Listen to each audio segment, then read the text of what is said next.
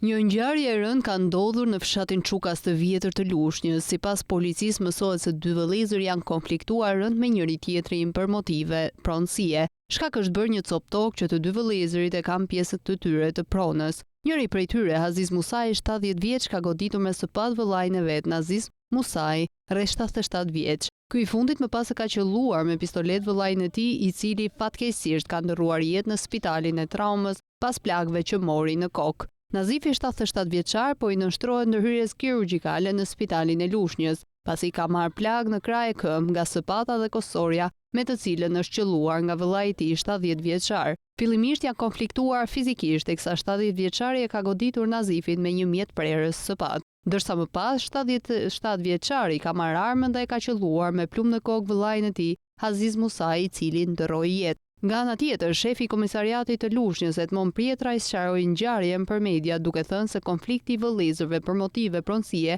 agravoi në përdorimin e armëve. Pasi konflikti për motive pronësie, fillimisht me sende të forta, konflikti ka agravuar në përdorimin e armës zjarrit, ku njëri nga vëllezërit në më 78 vjeç ka goditur me armë zjarri vllain e tij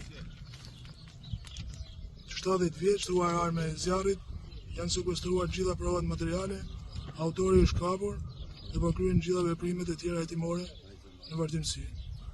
Ndërkohë janë sekuestruar të gjithë provat materiale dhe po punohet për zbardhjen e plotë të kësaj ngjarje.